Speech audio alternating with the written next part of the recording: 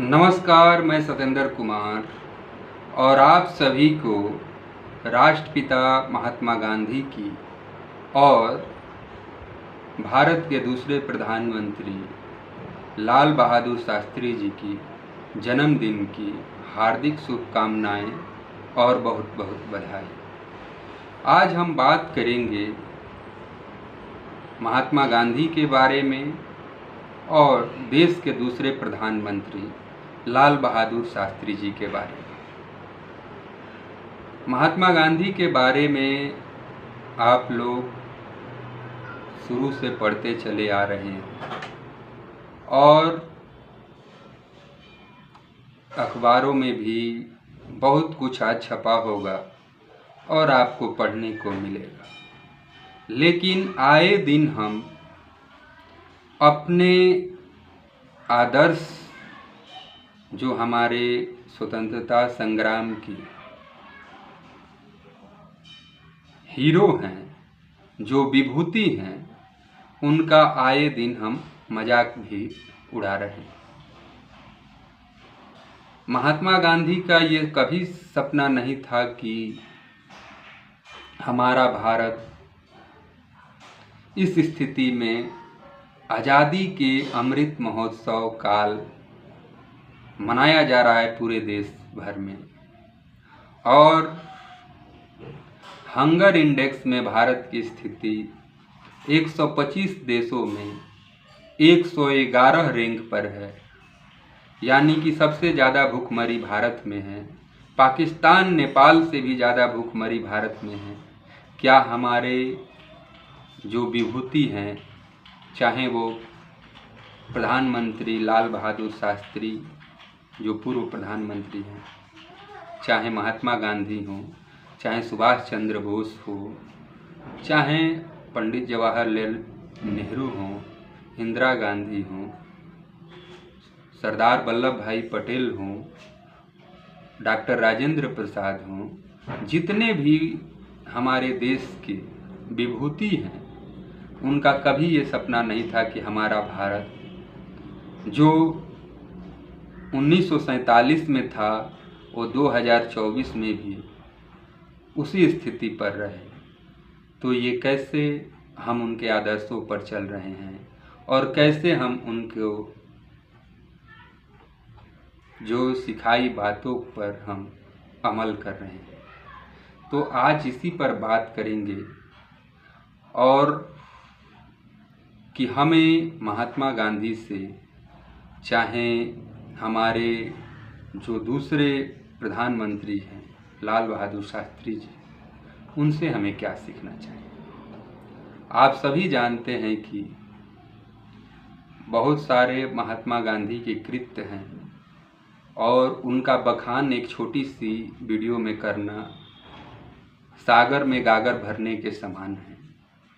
लेकिन हम कुछ बातें आपको बताना चाहेंगे और इसे हमें अपने जीवन में अपनाना चाहिए। महात्मा गांधी का जन्म 2 अक्टूबर 1869 को हुआ था। भारत के राष्ट्रपिता के रूप में उन्हें हम सम्मान देते हैं और उन्होंने अहिंसा और सत्याग्रह के माध्यम से भारत की स्वतंत्रता के आंदोलन का नेतृत्व किया था।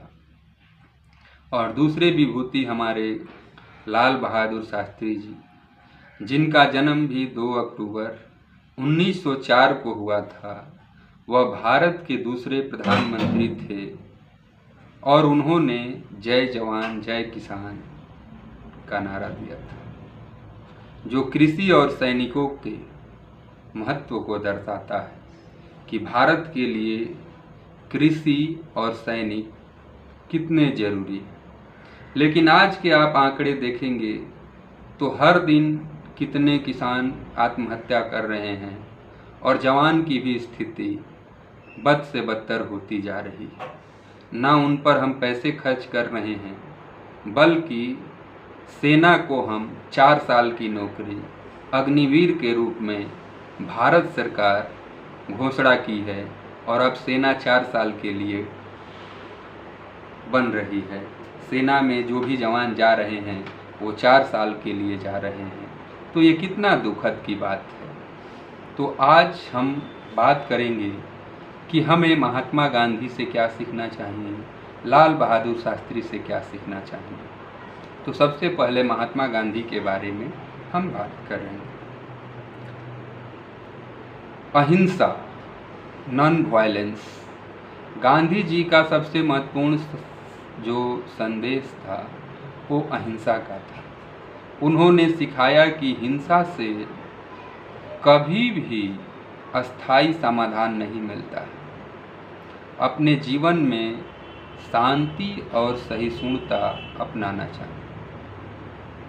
हिंसा आप करेंगे, कुछ देर के लिए आपको लगेगा कि समस्याओं से समाधान मिल गया, लेकिन वो क्षणिक रहेगा। अगर आपको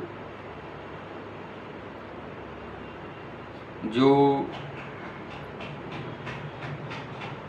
शांति चाहिए और सफलता चाहिए, किसी चीज़ पर आप विजय प्राप्त करना चाहते हैं, तो उसमें आपका हिंसा का जो मार्ग होगा वो कभी सफलता की राह में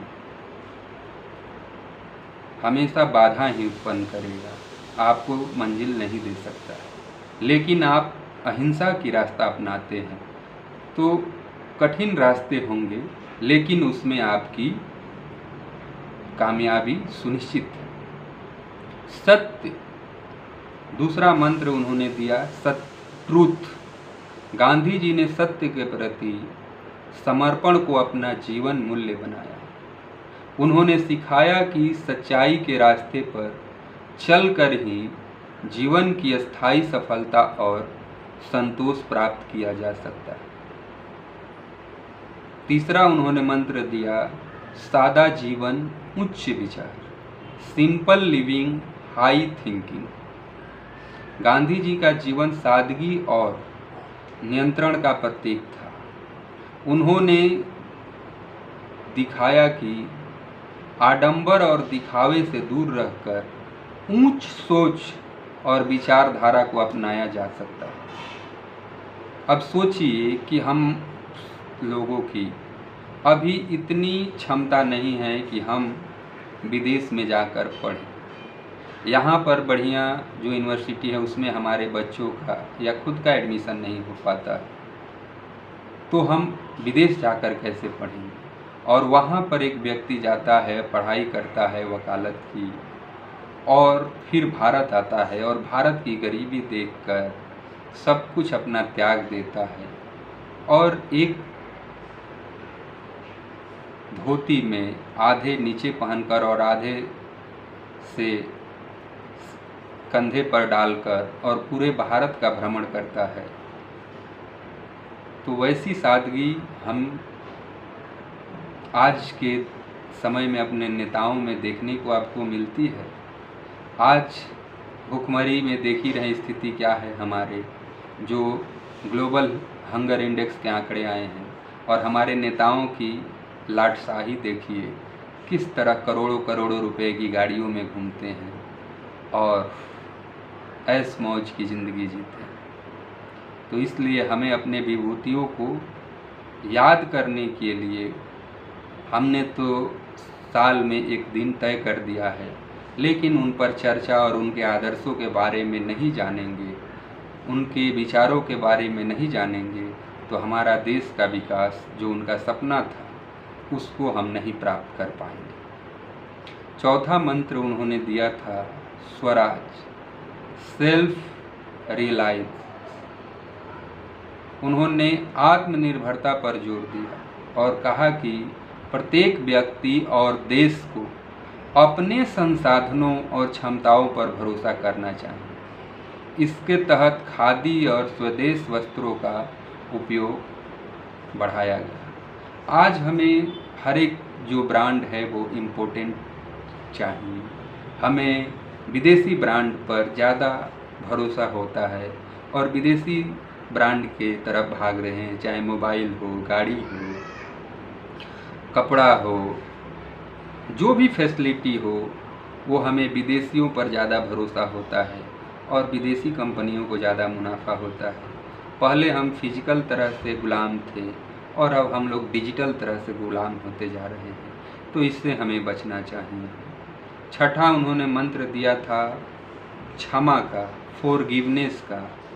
गांधी जी ने अपने जीवन में क्षमा की ताकत को दिखाया। उन्होंने कहा था कि बदला लेने की बजाय क्षमा करना व्यक्ति की आंतरिक शांति और आत्मिक बल देता है। सातवां उन्होंने मंत्र दिया था धैर्य और दृढ़ता का। गांधी जी ने जीवन में धैर्य और दृढ़ता की आवश्यकता को समझाया। उन्होंने कठिन परिस्थितियों में भी अपने सिद्धांतों से समझौता नहीं किया और लोगों को प्रेरित किया कि अपने लक्ष्यों के प्रति अडिग रहें। जब आपने एक लक्ष्य तय कर लिया तो उसमें इतना आसानी से आपको सफलता नहीं मिलेगी, लेकिन आप इधर उधर नहीं भटके, अपने लक्ष्य के प्रति हमेशा संघर्ष करते रहें और सफलता एक दिन जरूर मिलेगी। गांधी जी का जीवन हमें नैतिकता, सहनशीलता और सत्य की शक्ति का महत्व सिखाता है।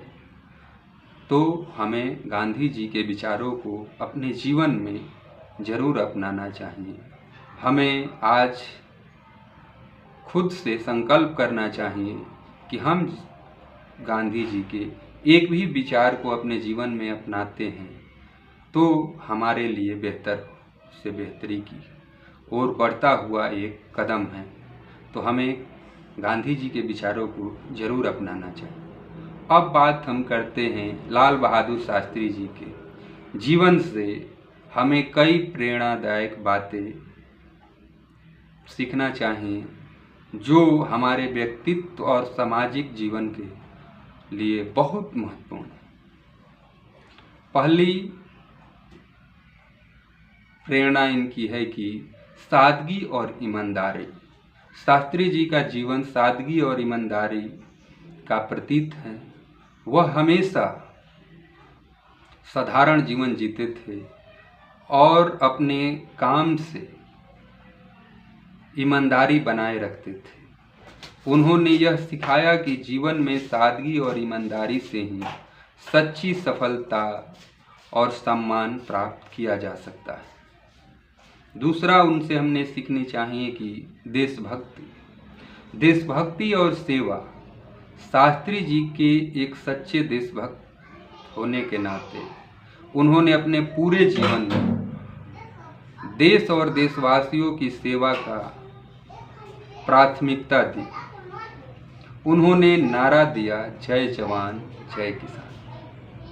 भारतीय सैनिकों और किसानों के प्रति उनके आदर और समर्थन का जो दर्शाता है। आज हम अपने सेनाओं को और अपने किसानों को क्या सम्मान देते हैं? एक देश से सुरक्षा करता है,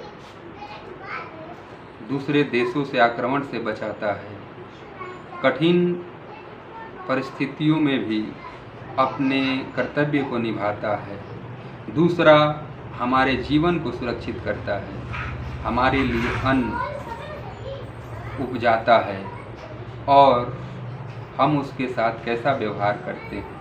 हम किसानों की स्थिति सुधारने के बजाय हम उन पर ये जिम्मेवारी डाल दिए हैं कि वो आज जो भी कर रहे हैं वो अपने व्यवसाय के लिए कर रहे हैं। क्या और भी काम नहीं है जो किसान कर सकता है? लेकिन खेती से ही क्यों जुड़ा हुआ है इतना नुकसान होने के बावजूद? तो ये हमें सोचने की विषय की बात है और किसानों के प्रति हमारा दया भाव जरूर होना चाहिए।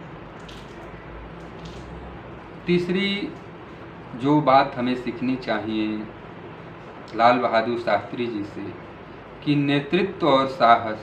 शास्त्री जी एक शांत और संयमित नेता थे।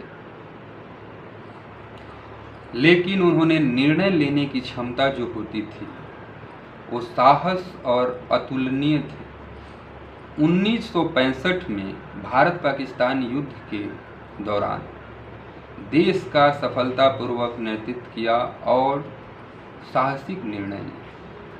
हमेशा जो शांत व्यक्ति रहता है वो जो भी निर्णय लेता है वो सोच समझ कर लेता है, और जब आप शांत नहीं रहेंगे तो कोई निर्णय लेंगे तो उसमें कभी कभी डिसीजन आपका गलत भी हो जाता है। चौथी बात हमें सीखनी चाहिए कि समानता और समर्पण। शास्त्री जी समाज में समानता और एकता पर जोर दिया। उन्होंने यह सिखाया कि देश का हर नागरिक महत्वपूर्ण है और सभी को समान अवसर मिलना चाहिए। उनका जीवन समर्पण, निष्ठा अद्वितीय उदाहरण है और हमें ये जरूर सीखना चाहिए। त्याग और बलिदान, जो छठवीं चीज़ हमें शास्त्री जी से सीखना चाहिए कि त्याग और बलिदान हमेशा व्यक्तित्व स्वार्थ से ऊपर उठकर देश और समाज के हित में काम करना चाहिए। और त्याग और बलिदान हमें यह सिखाता है कि किसी भी बड़े लक्ष्य की प्राप्ति के लिए निस्वार्थ भाव से काम करना जरूरी है, तभी सफलता मिलेगी। हमेशा फायदे और घाटा का सोचकर हमें कोई काम नहीं करना चाहिए, बल्कि हमें निस्वार्थ कोई काम करना चाहिए। आगे उनसे यह भी सीखना चाहिए कि कठिन परिस्थितियों में धैर्य, हमेशा कठिन परिस्थितियों में धैर्य और शांति से काम लिया जाए। चाहे 1965 के युद्ध में भारत में खाद्य मतलब खाने की चीज़ें का बहुत बड़ा चुनौती थी और उन्होंने साहस और धैर्य का परिचय दिया और भारत में हरित क्रांति आई। और आज देखिए हमारे देश में अगर 2-4-5 साल सूखा भी पड़ जाए तो हमारे पास उतना अनाज है कि हम 2-4-5 साल सूखे के बावजूद भी हमें खाने के लिए कमी नहीं होगी। तो ये उन्हीं का योगदान था। सातवां उनसे यह बात जो हमें सीखने की ज़रूरत है कि आत्मनिर्भरता, उन्होंने आत्मनिर्भरता की भावना को प्रोत्साहित किया। विशेष रूप से उन्होंने देशवासियों को खुद के उत्पादों का उपयोग करने और स्वदेशी वस्तुओं को बढ़ावा देने के लिए प्रेरित किया। आज हम विदेशी वस्तुओं को प्रयोग करने की होड़ मची हुई है हमें कि हमें विदेशी ब्रांड चाहिए, एप्पल का फ़ोन चाहिए, फोर्ड की गाड़ी चाहिए, मर्सिडीज की गाड़ी चाहिए, लैंड रोवर चाहिए, जो भी कपड़े चाहिए वो ब्रांडेड कपड़े चाहिए, Allen Solly, Van Heusen, Monte Carlo. Bharat की जो ब्रांड है उस पर हमें फोकस करना चाहिए ताकि हमारी जो पूंजी है, जो अर्थव्यवस्था है वो मजबूत हो। लाल बहादुर शास्त्री जी हमें यह सिखा सकते हैं। पूरे देश को उनसे यही सीखना चाहिए कि सादगी, समर्पण और कड़ी मेहनत से जीवन में बड़ी उपलब्धियां हासिल की जा सकती है और देश की सेवा के प्रति निष्ठा सबसे बड़ी हमारी प्राथमिकता होनी चाहिए। तभी भारत एक महान देश बनेगा। आप किसी भी नेता से सहमत हो सकते हैं, उसके विचारों से असहमत हो सकते हैं। बहुत लोग गांधी जी के बारे में अनाप शनाप बोलते हैं। नेता बोलते हैं तो ये तो समझ में आता है कि उन्हें वोट लेना है, उन्हें राजनीति करना है, उन्हें सत्ता पाना है। लेकिन जो नेता के कहे अनुसार हम जैसे साधारण व्यक्ति है, मिडिल क्लास है, वो महात्मा गांधी पर आरोप लगाता है कि उन्होंने पाकिस्तान को मदद किया, वो एक धर्म के प्रति उनकी सहानुभूति थी। तो महात्मा गांधी पर हजारों किताबें छपी हुई, उन किताबों को आपको पढ़ना चाहिए, तब आपके विचार जरूर बदलेंगे। आज हमारी हैसियत नहीं है कि विदेश जाकर पढ़े, और वो व्यक्ति आज़ादी से पहले कैसे घर का होगा जो विदेश जाकर पढ़ा, वकालत की। आज भारत में वकालत करना कितना मुश्किल है, कितने पैसे लग रहे हैं। पहले 50,000 में 3 साल का LLB का कोर्स हो जाता था, आज 2.5 लाख, 5 लाख, 10 लाख तक लग रहा है। जब से सरकार नई शिक्षा नीति लागू की, सीट कॉलेजों के घट गए, जिन कॉलेजों के 250 सीट थे उनके 100 हो गए। तो आप समझ सकते हैं कि इनमें कौन लोग पढ़ेंगे। और उस समय वो जाके पढ़ाई किए, सब कुछ अपना छोड़कर, और अपने देश के प्रति उन्होंने सबको जागरूक करने की काम किया। यह भी उन्होंने कहा कि आपको अहिंसा के रास्ते पर चलना चाहिए। बहुत लोगों का मानना है कि अहिंसा से कैसे आज़ादी मिलती है। आप सोचिए कि आज़ादी का समय जब भारत आज़ाद हुआ तो यहाँ पर किसी को खाने के लिए भोजन नहीं थे, अन्न नहीं थे, यहाँ पर कपड़े नहीं थे, तो लोग कैसे किसी अंग्रेज से लड़ेंगे। आज आपके पास सब कुछ है, सोशल मीडिया है, लेकिन आप अपने नेताओं के खिलाफ कुछ बोल सकते हैं? आप अपने ज़िले के विधायक के प्रति कुछ बोल सकते हैं? जो अधिकारी कितने घूस ले रहे हैं, महात्मा गांधी जी का फोटो पीछे है और घूस ले रहे हैं, उनके खिलाफ आप नहीं बोल सकते हैं, क्योंकि आप डर रहे हैं कि हमारे प्रति कोई केस मुकदमा कर देगा, हमें फंसा देगा। सोचिए उस समय लोगों के अंदर जो अंग्रेज़ों के प्रति डर था, उस डर को भगाना था, उन्हें एकजुट करना था, संगठन बनाना था, संगठित करना था। जिनके पास भोजन नहीं है, 2 वक्त खाने की नहीं है, वो अपना काम छोड़कर कोई आज़ादी की जो संगठन बनाए गए थे उसमें संघर्ष करने के लिए, धरना देने के लिए कोई जाएगा? आज आपके पास सब कुछ है, लेकिन आप कहीं धरना प्रदर्शन हो रहा है, चाहे किसानों का, चाहे पेपर लीक के मामले के लेकर छात्रों का, उनके आंदोलन में आपने धरना प्रदर्शन कभी किया है? आप सोचते हैं कि हमको इससे क्या लाभ है, हम क्यों जाएं? अगर आप नौकरी पेशा में हैं तो आप किसी धरने प्रदर्शन में नहीं जाएंगे, क्योंकि सरकार ने कह दिया है कि आप जाएंगे तो आप 2 साल का आपका जेल हो जाएगा, तो आप पर फाइन लगेगी, तो आप कैसे जा सकते? लेकिन सोचिए कि उस समय देश की परिस्थिति क्या थी, और उसमें अहिंसा ही एक मार्ग था जो भारत की सफलता में बहुत बड़ा योगदान था। और आपको आज भी जीवन में सफलता चाहिए तो शांति, अहिंसा जरूरी है, और इसी से आप अपने लक्ष्य को सफल कर सकते हैं और भारत को विकसित कर सकते हैं, और जो हमारे विभूतियों का सपना था उसको हम साकार कर सकते हैं और उनके सपनों का भारत बना सकते हैं। धर्म के और जाति के और क्षेत्रवाद के नफरत को हमें त्यागना होगा, हमें जाति व्यवस्था को तोड़ना होगा, हमें अपने से पिछड़ों को, अपने से दबे कुचलों को हाथ पकड़ के आगे बढ़ाना पड़ेगा, तभी हम बेहतर राष्ट्र निर्माण कर सकते हैं। आज इतना ही। जय हिंद, जय भारत।